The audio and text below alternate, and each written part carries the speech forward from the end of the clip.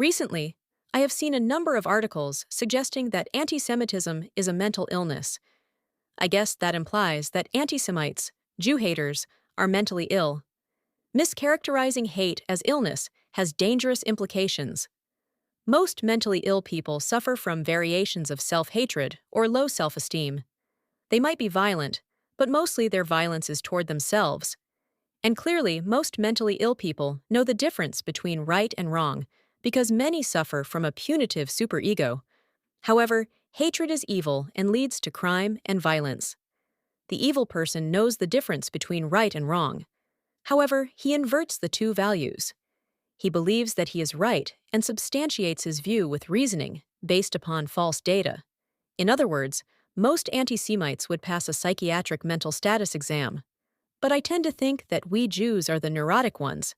We respond to violence against ourselves and communities with outrage. Wow, that will restrain people from attacking Jews.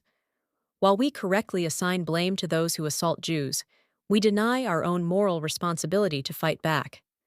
We should know by now that no one else will fight our battles. Yet, we seem to have learned little from our history.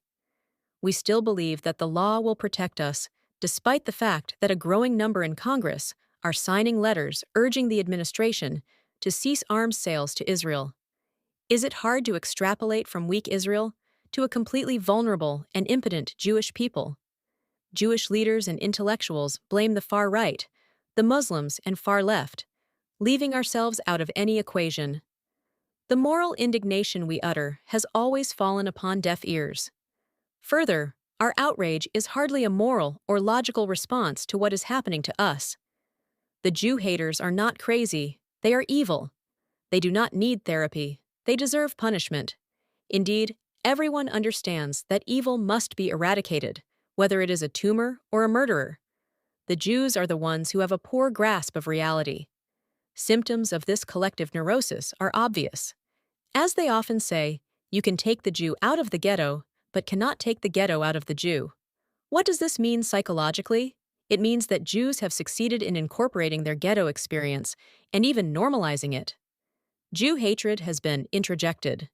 There is hardly any clearer illustration of this than the anti-Israel rantings of Jewish Western politicians, or the propaganda of Jewish political organizations like J Street, and the lineup of Jewish politicians proposing that their countries cease necessary arms sales to Israel. Or what about those who demand that Jews surrender their rights and help establish a Palestinian state? I cannot think of a better example of passive-aggressive behavior. Jews individually and collectively show signs of exilic trauma. The psychological impact upon our collective unconscious of the destruction of ancient Judea by the Romans. Although we have come home, we have brought our spiritual exile with us. One blatant sign of this repression is our absolutely insane obsession with explaining to the world our right to exist. What other nation engages in hasbara, this neurotic pattern of pleading in the guise of explaining? No other sovereign state. Another troublesome symptom is the phenomenon of Israelis and Jews accusing the IDF of murder and genocide. Bruno Bettelheim, a psychoanalyst who lived through the Holocaust and survived a concentration camp, tried to explain the behavior of the capos as identification with the aggressor. This kind of behavior was common during the Middle Ages, when apostate Jews persecuted other Jews in the name of Christ. Today, Jews attack other Jews in the name of political correctness. Our own denial helps us to understand why we continue to invent rationalizations for those who abuse us. Frankly, we are unwanted. This is painful. There are reasons people do not want Jews and Judaism around. It is difficult intellectually for some Christians to admit that their faith began as a Jewish movement in Judea, or that their savior is a Jew. Muslims are still angry that Jews refuse to accept Islam, whose loftier ideals, as historian and philosopher Will Durant once wrote, are Judaic. Jealousy? Our equality and freedom have always been threatened, when for almost every other individual, these rights, as Thomas Jefferson proclaimed, are self-evident and inalienable. Being unwanted is sad, but denying it is pathological. We were welcomed and then expelled from almost every country in which we might have found a brief respite from our persecution. Today, in many countries, laws against anti-Semitism are legislated. Yet, for a nation well versed in the paradox of humanity, we should by now have realized that reasonable laws not backed up by sanction and punishment are useless. Violence against Jews is routinely being investigated as a hate crime. How many were punished? Moreover, in a democratic society, we cannot punish people for their speech or their attitudes. It is futile to try to understand why someone may hate us. It is dangerous for us to remain passive. For too long, we believed that anti-Semitism is about ignorance, so we brought Holocaust education to our schools and universities. Of course, those same high school pupils that were required to take the course were those demonstrating and cursing Jews on college campuses. Perhaps there was a difference, however, in their rhetoric. They may have changed the libel from Christ killer to baby killer and substituted genocide for deicide. I do not know how one transforms hate into love. Of course, there are the testimonies of former Jew haters who have changed their minds. Nevertheless, in light of a long experience of abuse and Jew hatred, do we really believe that others will defend our rights or our nation? The sign of our own mental illness is our perseveration in educating people about anti-Semitism and our continued passivity and denial. The delusion that we can change others has been a frustrating one, as most delusions are. The first step in our self-healing is to confront our denial and our mistakes. Sadly, Jew hatred, at times suppressed, has once again become conscious and vibrant. Many have written about anti-Semitism. It is explained by authors from French philosopher Jean-Paul Sartre to American psychologist Gordon Allport as a psychological problem or as a prejudice. However, I tend to see it as a theological problem. It is enshrined in both the Christian and Muslim worlds. Its origins are in their theology, which is hardly objective. The psychologist Anne Ulanoff wrote that theology is a primary process discipline. Although theology is written in academic language, it is deeply informed by the writer's unconscious, compromising its cogency. Theologians often try to present the irrational in reasoned arguments, hence an entire genre of theology known as apologetics. Let me be careful here to define religion in a very broad sense.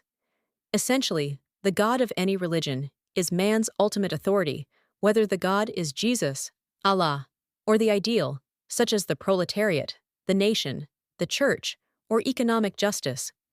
Whenever reason challenges the believer, she determines it as a threat to the dogma of her worldview.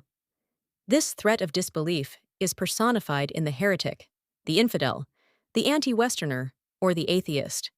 In the religion of communism, the heretic is a capitalist. In the Nazi religion, the heretic is the Jew who defiles the nation as he once defiled the host. In Christianity and Islam, the heretic is the Jew who refused to agree that Jesus or Allah is a god. Among nationalists, it is the Jew who is always suspected of dual loyalty. The Jew is variously both capitalist banker and communist revolutionary. The Jew was and remains always the other, the outsider. He is, in the language of the medieval church, the devil. The other aspect of dogma is its invulnerability to reason and truth. Because dogma is an apparently rational statement of the irrational, any challenge to it, whether consciously or unconsciously, evokes a passionate and often violent reaction. The very existence of Israel, or Jews in general, constitutes such a challenge.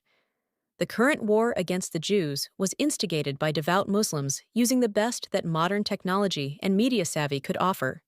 The devout Muslim sees the Jew always through the lenses of his basic faith or dogma.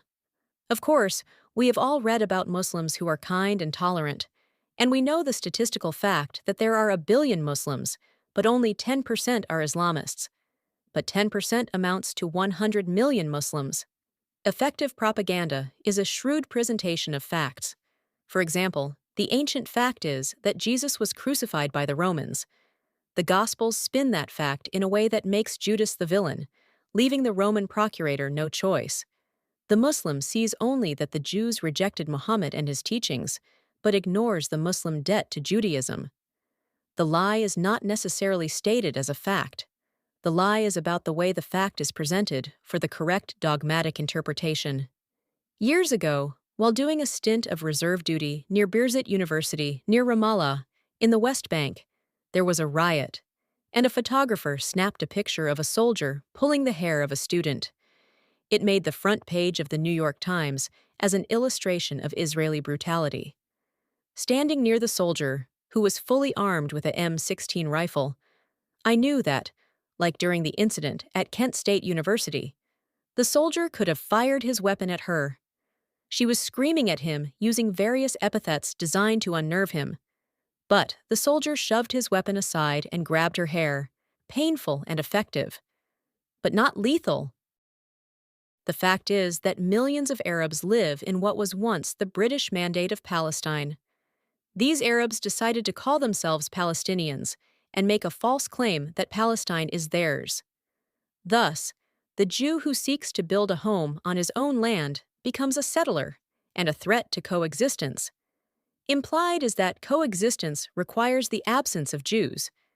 There is a photo of a bombed-out building which housed terrorists, but the Muslim propaganda always televises a dead child and attributes criminality to that child's death.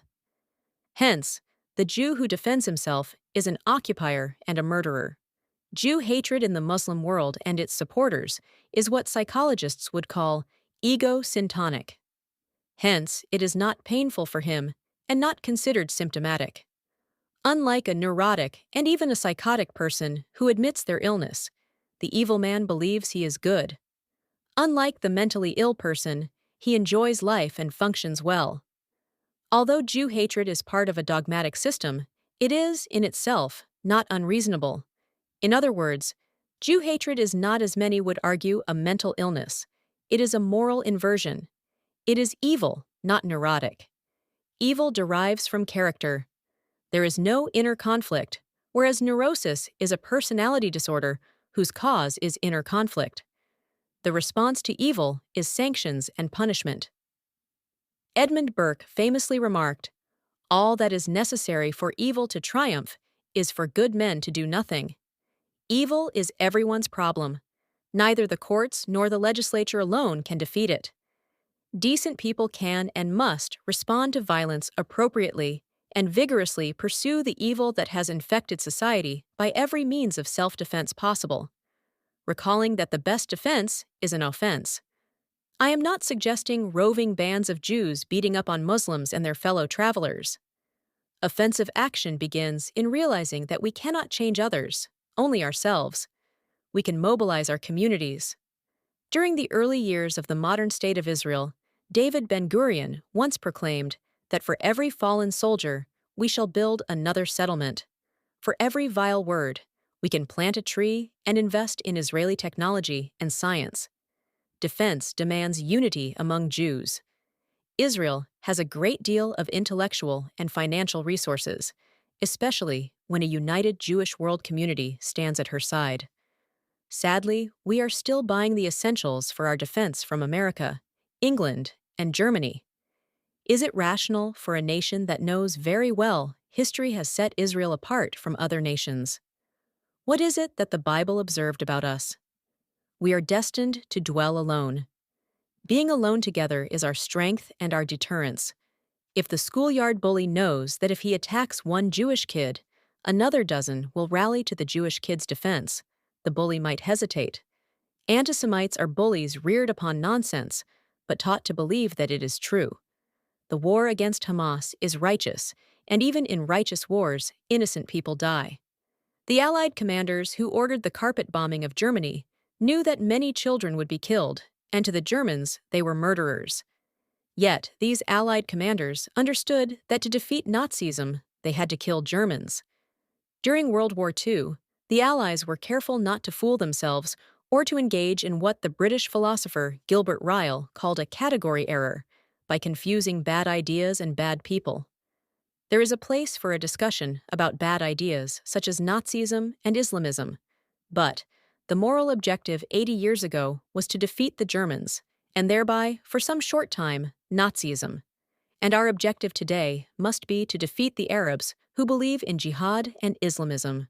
Winston Churchill understood and argued his case to Roosevelt that any negotiation would undermine the moral objective of the Allies. Nothing less than unconditional surrender was the conclusion of the Casablanca Conference in 1943. The result was that many innocent Germans were killed. I imagine the innocent Germans were those not yet in preschool within which Nazi doctrine was taught, and too many innocent, that is, unindoctrinated Arabs, are being killed today. Their deaths, however, as sad as it is to witness, is the fruit of their own hateful dogma. For Jews to feel responsible is nothing less than moral hubris. Violent language always leads to violent deeds. The enemy never read our learned essays on anti-Semitism. Words fail, what is left? The irony is that the Nazi or the Islamist is not the irrational one. Logic informed their beliefs, and reasoned arguments rationalized their crimes. Of course, their reasoning seems fallacious to us, but a logical fallacy is not the same thing as a delusion. A fallacious statement is ignorant. A delusional statement is crazy. The irrational one is the Jew who remains unwilling to accept and adapt to the facts. Sometimes the pen is not mightier than the sword. One cannot fully explain neither the Holocaust nor the present war against the Jews, or defend against it without appreciating our own complicity in the form of denial and projection. Sadly, we are heading for a fall. The sages, who refused to blame only the Romans, made us understand that the Second Commonwealth fell because of Jewish self-hatred. When I look at the mobs in Tel Aviv, who abuse the hostages in emotional blackmail, I realize how wise and prescient our ancient sages really were.